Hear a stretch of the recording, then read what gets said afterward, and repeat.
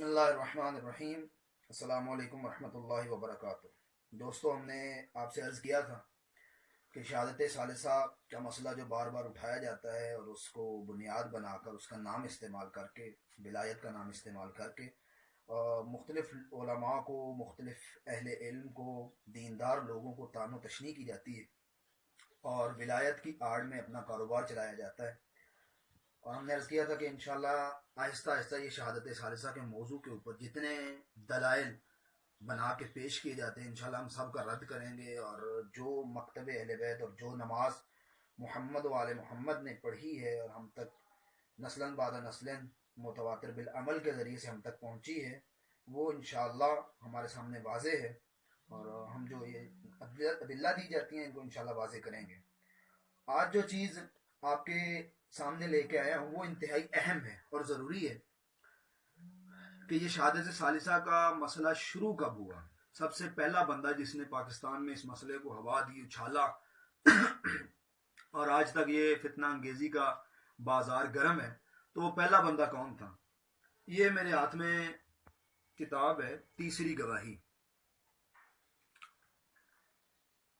قریب سے غور سے دیکھ لیں، تیسری گواہی کتاب ہے۔ یہ لکھی کس کی ہے جی؟ سلطان المناظرین مبلغ اعظم علامہ حکیم قاضی سعید الرحمان، ٹھیک ہے، مکتبہ عمرانیہ کی چھپی اس دور میں۔ یہ ان کی تصویر ملاحظہ کریں، قاضی سعید الرحمان صاحب، تیسری گواہی نامی کتاب۔ اس کے اندر انہوں نے خود اقرار کیا کہ مسئلہ کیسے اس کی ابتدا ہوئی۔ یہ ذرا صفحہ نمبر 57 ہے، اس میں وہ لکھتے ہیں، یہ فخر بندہ کو حاصل ہے کہ 1400 سال کے بعد مومنین کی نماز کو صحیح کیا، ورنہ خدا حافظ آج سے 30 سال قبل جب ہم نے شہادت ثالثہ کا ذکر کیا تو ہر طرف سے مجتہدین حضرات نے کفر و شرک اور بدعت کے فتوے صادر کیے، مگر بحمداللہ اب 100 میں سے 60% یا 70% مومنین اپنی نمازوں میں تیسری گواہی دینے لگ گئے ہیں، اور بہت سے علماء حق نے بھی تائید فرما دی ہے۔ اب تو مومنین کی خدمت میں گزارش کرتا ہوں کہ جہاں بھی کسی پیش نماز کو مقرر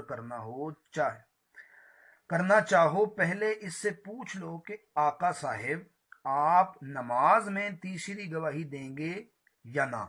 اگر اقرار کر لے تو اس کی ابتدا میں نماز پڑھیں، ورنہ اسے بسد عجز و نیاز ٹانگوں پر سفر کرنے کا مشورہ دیں، کیونکہ اس کے پیچھے نماز ادا کرنا جائز نہیں ہے۔ اگر کوئی صاحب اس مسئلے پر مناظرہ کرنا چاہے تو بندہ کو بلا لیں، یہ بازو میرے آزمائے ہوئے ہیں۔ آپ نے پوری عبارت کو ملاحظہ کیا 57 اور 58 نمبر صفحے میں کہ بندہ ناچیز کو یہ شرف حاصل ہے کہ میں نے 1400 سال بعد، یعنی اس کا مطلب ہے کہ 1400 سال پہلے جو نماز ائمہ معصومین کا دور آتا ہے 1400 سال میں، اس میں یہ مسئلہ نہیں تھا۔ اس کے بعد علماء کا دور، قرن اولیٰ سے لے کر اب تک ائمہ کا دور بھی آتا ہے، پھر ہمارے بزرگ اعلام کا دور بھی آتا ہے، اس کے بعد ہمارے جو آج تک علماء کرام ہیں جن کی قربانیوں سے ہم تک پہنچا ہے، انہوں نے تو نہیں پڑھی، بندہ ناچیز نے سب کی نماز کو درست کر دی، خود ان کے الفاظ ہیں۔ اب مجھے بتائیں کہ خود ایجاد کرنے والا یہ کہہ رہا ہے، اس مسئلے کو ہوا دینے والا یہ کہہ رہا ہے کہ مجھے یہ شرف حاصل ہے کہ میں نے نماز ٹھیک کر دی، اور پھر اب 70% یا 60% لوگوں نے پڑھنا شروع کر دیا۔ اچھا، ایک طرف یہ جواز ثابت کرتے ہیں اور دوسری طرف خود کہہ رہے ہیں کہ اگر وہ شہادت ثالثہ نہیں پڑھتا، نماز میں گواہی نہیں دیتا، تو اسے کہیں گے چلے جائے، کیونکہ اس کے پیچھے نماز صحیح نہیں ہے۔ اب یہ دیکھیں، یعنی دوہرا معیار دیکھیں کہ اگر آپ کہہ رہے ہیں جائز ہے تو پھر کیسے ہو سکتا ہے کہ آپ جو ہے وہ اس کی نماز کو باطل کریں؟ کیونکہ جائز عمل کو واجب تھوڑی ہے کہ ضروری انجام دیں تبھی نماز صحیح، کیونکہ اس کے پیچھے نماز ادا کرنا جائز نہیں۔ اندازہ لگائیں۔ اب یہ شروع میں آ جائیں، ذرا شروع میں بھی ایک عبارت آپ کو پڑھا دیتے ہیں۔ صفحہ نمبر 13 اور 14. 13 پہ یہ لکھتے ہیں قاضی صاحب، آج یکم محرم الحرام 1403 ہجری تک علامہ قاضی سعید الرحمن علوی مدد اللہ کو مذہب شیعہ خیر البریہ قبول کیے ہوئے 29 سال ہو گئے. آپ نے آتے ہی یہ مسئلہ بیان کیا کہ شیعہ نے آل احمد اپنی نماز کے تشہد میں حضرت امیر المومنین اسد اللہ الغالب علی ابن عمران کی ولایت کی گواہی دیں. ابھی اندازہ لگانا، یعنی وہ ادھر سے آئے اور آتے ہی یہ مسئلہ بیان کیا. اس کا مطلب آئے ہی کسی سازش کے تحت ہے، اور جو بھی ادھر سے آیا اکثریت نے ہمیں نقصان ہی دیا ہے. ابھی بھی ایک پھر رہا ہے حامد سلطانی نامی بندہ، وہ کل تک یعنی خود کسی اور طریقے سے پڑھتا تھا، ادھر شیعہ ہوا، ابھی کچھ بھی نہیں پڑھا شیعوں کا، اسے ابجد نہیں پتا محمد و آل محمد کی فقہ اور محمد و آل محمد کے فرامین کی، اور آگے کہنے لگ گیا یہ پڑھ دیں یہ کرتے ہیں اور میں آزاداری کا. یعنی ایسے بندوں کے ہاتھوں سے ہم دین لے رہے ہیں. تو یہ پہلا بندہ.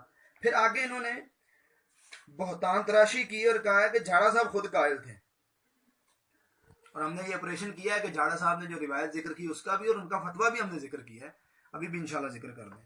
یہ انہوں نے انوار شریعہ کی بات کی ہے جس کا ہم آپریشن کر چکے اور بتا چکے کہ ان کا اپنا فیصلہ کیا ہے.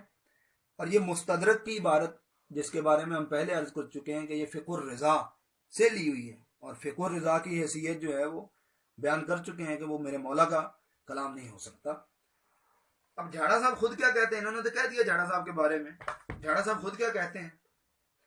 جھاڑا صاحب کی یہ تفسیر ہے میرے سامنے، انوار نجف، انوار النجف فی اسرار المصحف،